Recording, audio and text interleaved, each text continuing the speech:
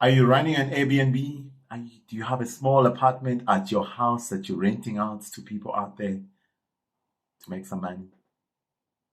Well, if you're in South Africa, you need to stay tuned to this video because there's new rules coming in place. South Africa is saying, my house, my rules. So if Airbnb has to operate in South Africa, they have to follow the new rules. And those rules are going to affect your business, whether it's a small Airbnb, whether it's a small apartment that you're renting out, whether you're renting out a 5-story building out there. Things are going to change in the coming months. Stay tuned. I'm going to tell you more about this.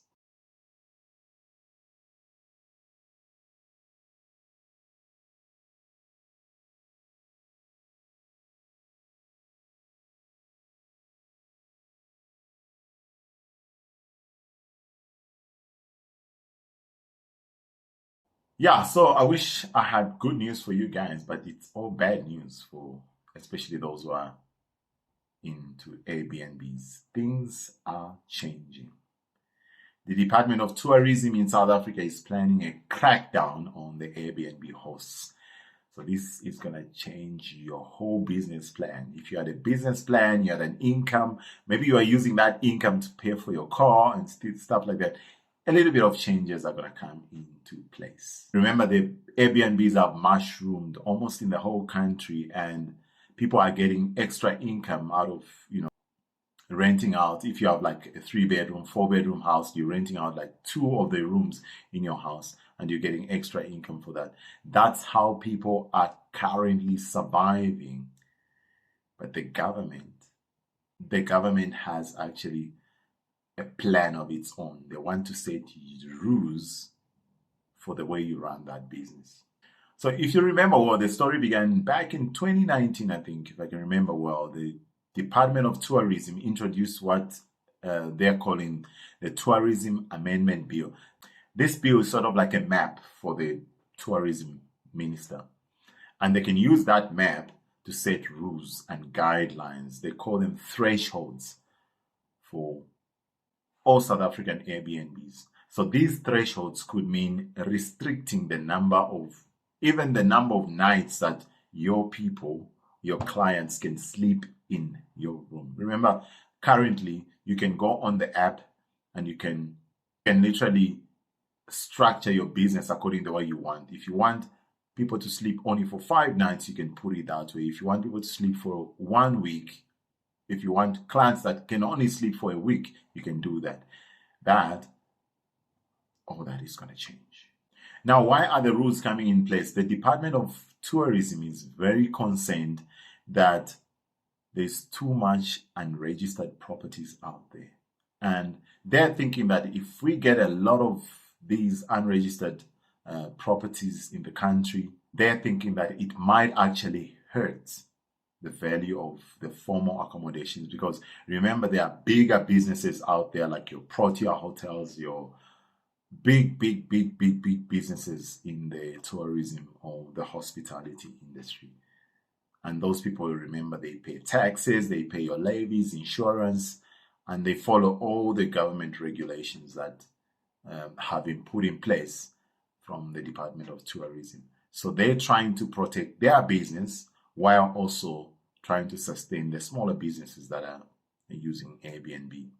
But the rules are going to change everything about how Airbnb businesses are being run. Because if we have to be honest, actually, people are now preferring to go to Airbnb because they believe it's cheaper, it's more convenient, some are fancier actually, and and just the ease of it. You can just go on an app and book. It's so easy to book, and unlike with your big hotels and guest houses, sometimes you find they are fully booked, and some people need just that privacy, to be in a small room that is not known by everyone. They can sit there, do their work, they can go online, they can make a video like this in an Airbnb, So that's the current situation. But things are going to change a little bit. Now, Airbnb have not taken this news lying down. They fired back with a letter to the Minister of Tourism. They're not against the reasonable regulations that they've put down in that paper, but they don't want these news to harm the tourism industry as well. The regional representative, I think she's from the Middle East. She runs the Middle East and Africa, which obviously also involves South Africa. She actually said that someone renting a small room, let's say somebody's renting a small room for extra cash, should obviously not be treated the same way as someone who's running like a 5-story building, running an Airbnb. Because from the look of things, these new rules are actually going to affect everyone in the industry. So Airbnb is saying there must be different rules for different people. If I'm running a two-room property outside my house, they must not compare me the same way as somebody who's running a big house, a 5-bedroom house, for example, because that's a bigger business compared to someone that's just running a small room, that's just offering a place, a night sleep for a guest, that's a smaller business. So that comparison, that sort of differentiation must come into play. That's what Airbnb is saying. And for those who have been following the news, a similar thing happened in New York as well. The government there brought in lots of rules. The United States operates under different states. So that state, they brought in those strict rules as well. And it didn't end well. It didn't end well for real, because there was mushrooming of now private people, black market hospitality business started mushrooming, coming up on Facebook, which actually don't offer the same protection that Airbnb is offering. Now, why all this fuss, you might ask? Well, hotels and your hospitality industry raised their voices of what is their point? They are claiming that Airbnb allows people to operate unlawful accommodation businesses, which I don't think is true. I think they've got very strict rules as well on their app. They're saying that Airbnb host, they don't have licenses, obviously. They don't pay the same taxes and levies as your traditional hotels and guest houses. These are some of the things actually in the paper. They need to get permission to operate. They need to get your health and safety checks. They need to have insurance. You need to obtain insurance. You need to be registered to the tourism industry. Remember, all these are complicated processes that needs to be obtained. But look at somebody who's running just a single room, going through the process of obtaining all these. And they're saying that Airbnbs should actually pay VAT, or what they call tourism levy. And that's not all, friends. They're also demanding more from you who are running Airbnbs. Because remember, Airbnb means a bed and breakfast. They're saying the word breakfast should actually not be used if you're not offering breakfast, because there are so many of them out there that just offer a place to sleep for you to just spend the night, do your stuff there, and you leave. But then it's still called Airbnb. So they're demanding that that should be removed, that there should be a disclaimer that there is no breakfast included. Whew, crazy, right? On top of that, they are saying you, as the host, you need to be around. If your client has booked for one day, you need to be there during the duration of that person's stay, in case of anything happens. If that person has booked for a week, you need to be in your house. You don't have to move. Remember, now Airbnbs, the way they run, you can be somewhere in the United States and your client can self-check in without you being there. So now in the new rules, they want you to be around the house. These are crazy rules, guys. What do you think about the rules? Let me know in the comments. Yeah, so to counter everything, Airbnb, they actually went further to do a survey of hosts and guests. And guess what? 50% of the people that they surveyed said the rising cost of living in South Africa is unbearable. I mean, it's filling the whole world.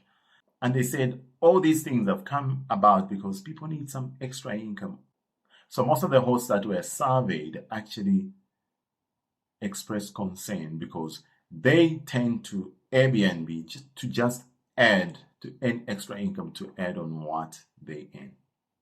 And remember, Airbnb properties are often very affordable, very convenient, very affordable than your traditional accommodation.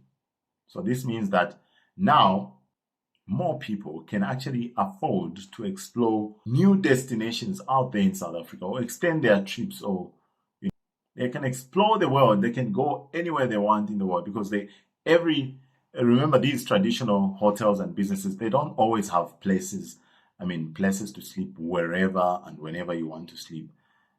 So they've actually opened up sort of an opportunity to allow people to explore the world and, to get to wherever they want. Yeah, so these rules are coming in place. They're going to restrict you. They want you to get licenses. They want you to get all these different types of licenses. And they want you to be registered with your municipality. They want you to itemize what you're actually offering. If you're not offering breakfast, you remove it. They just want everything to be in order. So, in other words, they want the way hotels and guest houses operate with all the regulations they have. They want the same thing to apply to you who's sharing a room for 200 or 300 rands a day, a night. My house, my rules. Yeah, so what next for Airbnb in South Africa? Well, it didn't go well with New York. I think they dropped numbers from about 15,000 Airbnb to about 3,000 after those regulations were put in place. So I don't think it's going to go well with South Africa if pray that those rules are not implemented. But from the look of things, it's a final decision. It's going to be implemented very, very soon. So stay tuned because the Department of Tourism is still figuring out more details. And in the meantime, I'll keep you updated with all the latest information about that and about these regulations that are coming around. Thanks for joining me, guys. And remember, as always, hit that like and subscribe button. Thanks for joining me.